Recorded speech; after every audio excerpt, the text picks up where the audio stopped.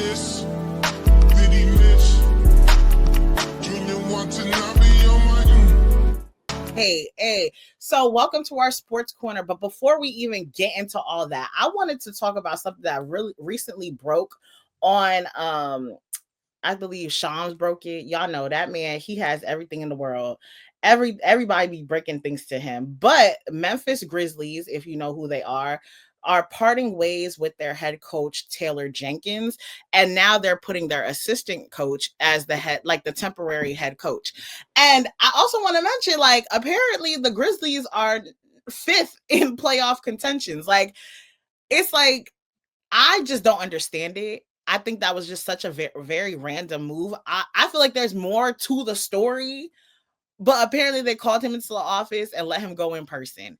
And I don't understand. It's very much what was the reason. And I would love to know what the reason was.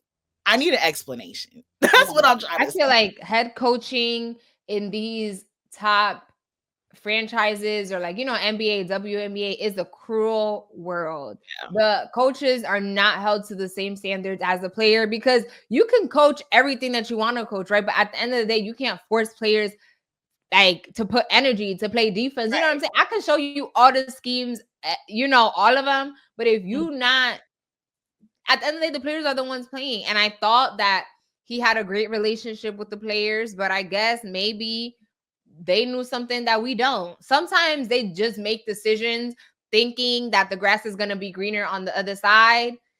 And sometimes it don't be green on the other side. So we'll see. Honestly. And I think for me, like, to your point, especially when it comes to like these coaching jobs, anytime like I see a team doing somewhat okay or doing good, I mean, for you to be 5th in the West, you're doing something right. I just always ask, like, what, as like ownership, leadership, or whatever, like, what is it that you're looking for specifically? Because like we're 10 games away from entering the playoff season. Well, play in and then playoffs. Mm-hmm. But it's like, you make this drastic of a change right now, like you are messing up the whole like groove. Okay. And then I've been reading some of the comments. Like, obviously there were the funny comments where people were like, oh, he must have slept with somebody's wife to get fired, right? But other people, like, there were other people who were like talking about like the head coach was being put into the position, and they were basically saying like he's the reason why most of the schemes and stuff work. I don't know if that's true.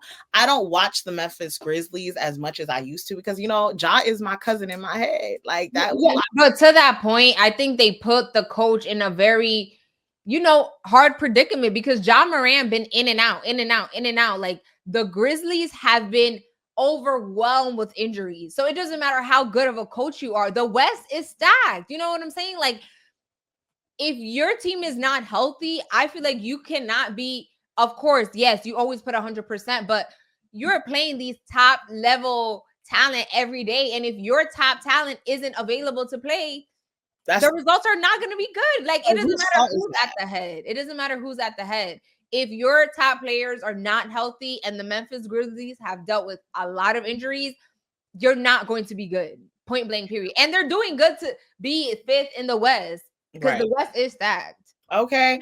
I just don't understand. I mean, I feel like he's definitely going to get a new job, another job somewhere. I don't think that he's like, I feel like for the last 3 years, the Grizzlies have gone to the playoffs. And like, to do that, especially like you mentioned, the West has been completely stacked, especially the last few years, right? Mm-hmm. So it's like, for you to be able to make it into the playoffs, that's an amazing goal within itself. The goal obviously is to win it all, but I don't know. I think he will land somewhere else. I just would love to know a deeper explanation as to why, right? But what I do want to talk about is our girl JuJu. Oh, that broke my heart. God, yes. So go ahead, Shayla. You were gonna say something? No, I was gonna say, like, if you don't know who JuJu Watkins is, she is one of like the stars of college basketball. You know what I'm saying? She's known for her bun, which I appreciate because when I started my curly hair journey, I was the bun girl, honey. So she is holding it down for the bun community, but she is a guard for USC, University of Southern California in Los Angeles. Mhm. And over this week on Monday, she sustained a season-ending injury. She broke her ACL, tore her ACL, and so now she's going to be out for the remainder of the NCAA tournament. She was playing in the second round, and it was pretty early on in the game. She literally first half. Yeah, she sustained a non-contact injury. People are trying to make it seem like the other team was being aggressive. No. When you are a top player, people are going to play tough defense. That's just what it is. You know what I'm saying? JuJu Watkins is that girl. So, of course, if you're trying to win, you do have to play defense. That's just what it is. And if you see the play, it was kind of like a non-contact injury. And she had been dealing with a lot of discomfort. One time she like twisted her ankle, and then it was this. So it was just like, in my opinion, I think it was just a culmination of things. And yes, you are playing in the NCAA tournament, so you feel like you got to play through these things. But right. Your body is your body, and we wish her. I know she's gonna come back better than ever. It is super unfortunate, you know what I mean? Because this is what you play for. You want to win a championship, you know what I mean? But the journey to recovery begins, and I know her teammates will hold it down for her. Honestly. And I just wanted to talk about something real quick and that's to say a lot of y'all are weird on the internet, because Shayla had sent me basically this video of JuJu sitting next to Jaden Daniels of the Washington Commanders. If you know who he is, that's our cousin, right? Yes, I stand. I hope they are dating. They're not cousins. I don't know who's trying to. No, I'm saying that fake news. I'm saying that's our cousin. Like Jaden Daniels is our cousin. So the reason why that's why I'm saying like people are weird is because the video of them sitting next to each other talking, everything went viral. But the other clip that went viral is like a few moments later. If you know Jaden Daniels' mother, she don't play. She be locked in like on him and like his money and like girls trying to get at him. Like, you know, she don't play that. So it's like a few clips later, you see the mom sitting right in between them. So then like people, I guess, started this weird narrative. Like, it's like, oh, that's like that. Like the mom really wanted her out the picture. It's like, what are y'all talking about? Do you think he would be going there to see her if it was actually an issue? I think it's also like, it's like us, like our face talk, especially me, because I have an RBF face. Y'all don't know what I'm thinking, what I'm saying. And she knew the cameras were on her, which is why she even pointed at the video. Like, I think also when you are a celebrity, you know what is being seen. You know what I'm saying? Like, they know how to move accordingly. Jaden Daniels not just a random person. He is a quarterback. He just won Offensive Rookie of the Year. Like, he understands how to move accordingly. If he wants to be seen, he will be seen. And so he has been front and center in a lot of JuJu Watkins games.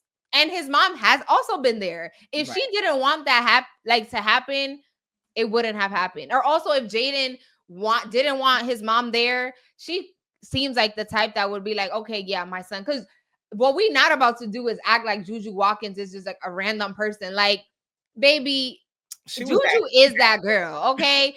Jaden Daniels should be like, you know what I'm saying? Like, grateful that JuJu is giving him a chance. Like, don't try to play on my girl. Period. Right. So I was just like, when I saw people trying to do that, like, I'm not saying it's a narrative that's being pushed, but I've seen people saying that in the comments, and y'all are weird for that. So like, tying up, lock in, and like Shayla said, our hearts go out to JuJu. Like, girl, you got this. Next season, you about to come back bigger, better than ever. Period. Oh, hey, girl, you are well wishes from us. Okay. The next thing I wanted to talk about, if y'all know, last week I was talking about March Madness, and like I want to get more into it. And as you can tell, I have been getting locked in. Like, because when I tell somebody, I'm low-key getting a little obsessed. I'll be watching games from like sun up to sundown. Okay.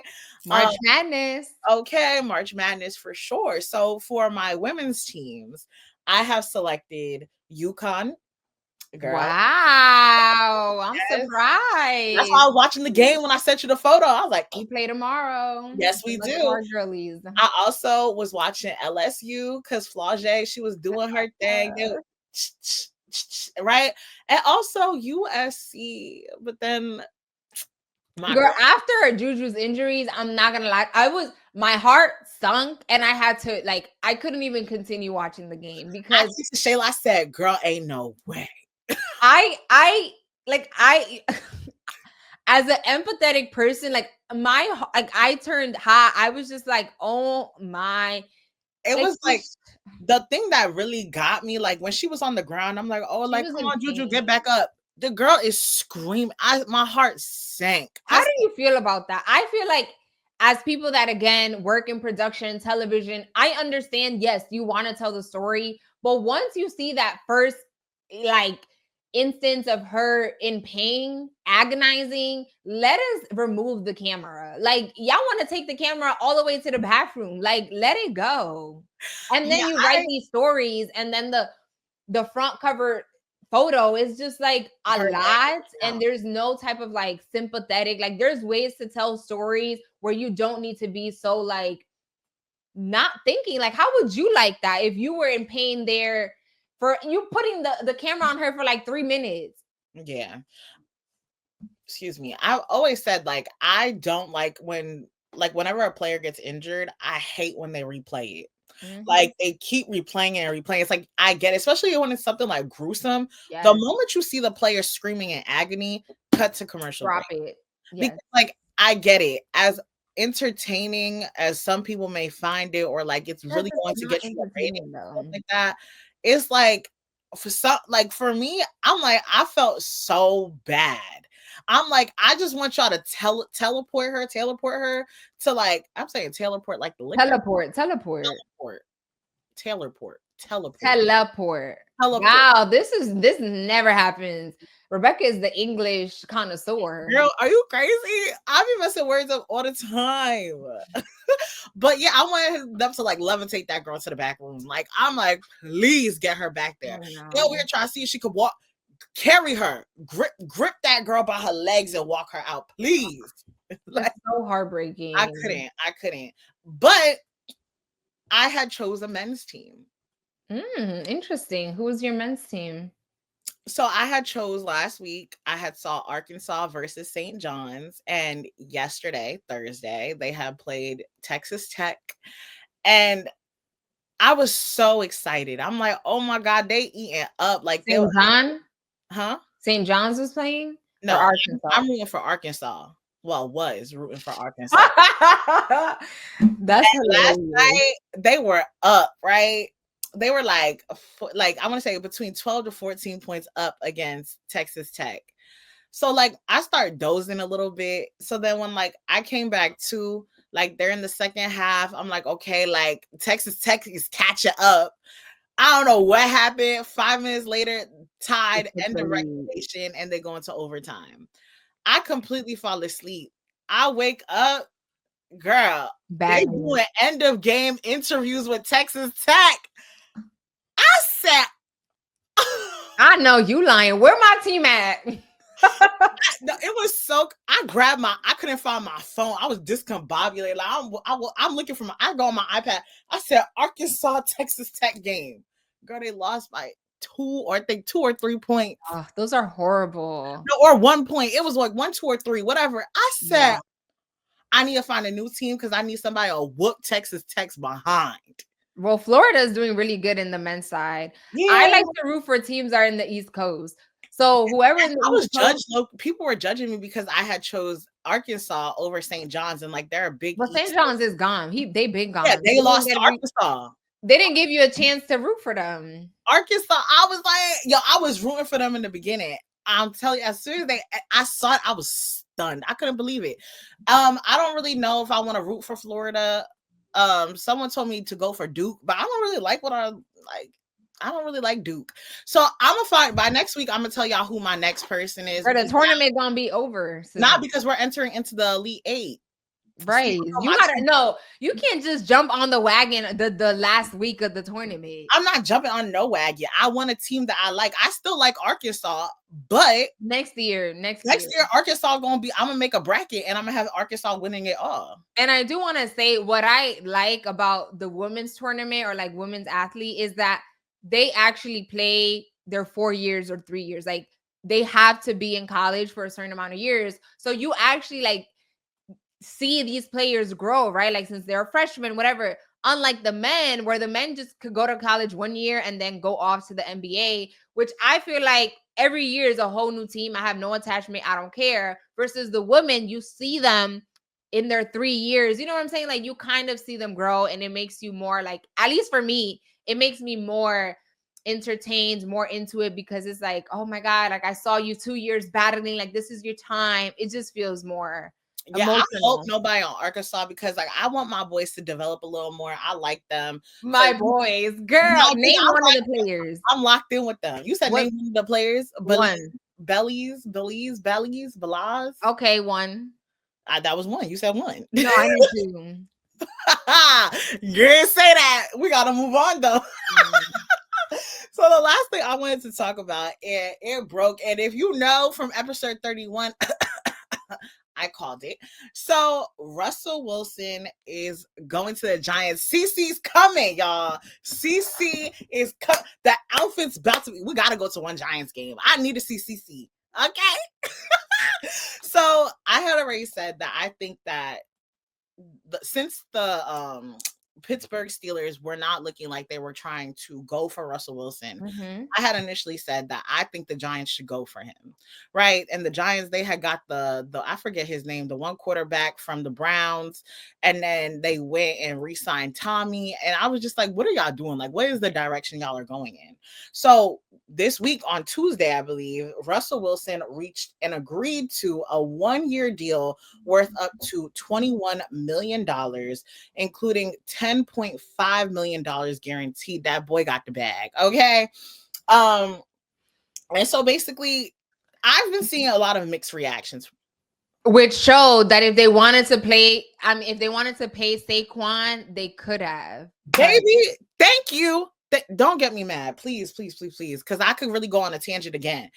But a lot of people are like saying like, oh, like he's washed up. He's this, he's that. And to me, I wasn't mad when I saw this. And I kind of did want them to get Russell Wilson, because I feel like the thing that the Giants are lacking, one, is proper ownership. But we move. And they need someone who has actual experience, who can help guide them. Right now, I don't know if Russell Wilson is going to be the starter. I don't know if he's going to be the backup. I don't know what he is going to be yet. Apparently, he believes he might be the starter, but we also got the dude Jameis from the Browns. But now it's the Browns. Yeah, the Browns. And he might be. We don't know who's going to be the starter yet, right? But I think that the Giants need that veteran player who has been through it, who has not only won a Super Bowl, but also who has been able to see all the different types of defenses and everything like that. And through his experience can tell the other young players on the team, hey, this, that, be that voice, be that leadership, be that like person who is able to guide them. I feel like that's what the Giants are honestly missing. And I'm glad that it is Russell Wilson, because he does have that experience. And I feel like he's also like a no nonsense type of player. Like, he's not here to make friends. He's here to work. And how else am I going to get everybody here to work? Is by telling y'all, like, listen, I see this, I see that. Regardless of him being washed up, you can't say that he don't got experience.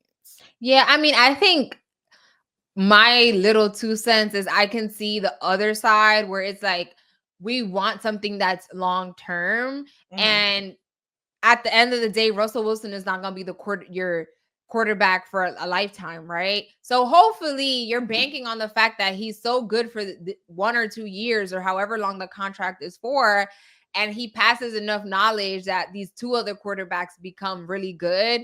Because I think in football, your quarterback is very important. So it's like, if the 1 to 2 year contract is over and these other 2 quarterbacks are not capable of like continuing that high ride, then you're going to start again to square one. Because we see Jaden Daniels and all these other rookies that are doing real good as quarterbacks. Is like, they only going to get better as the years go on.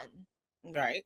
We also haven't seen who they're going to get for the draft. So that's another thing that we also have to consider. True. But like, to your point, you said after a year or two or whatever like that, if Russell Wilson does not stay there, it shows you, back to your first point that you made before we even talked about this, money talks. Y'all got the money to go get the next person. You see what it's like to get an actual veteran player, and you see what that's done to your team. That's going to force you to be like, okay, maybe we should go for another veteran player and see if we can do a little longevity with that contract. Not too old to the point where they're about to be out the league, Aaron Rodgers, but like, you know, get somebody else. You know, I just feel like this is going to be a test to see what else do you guys need.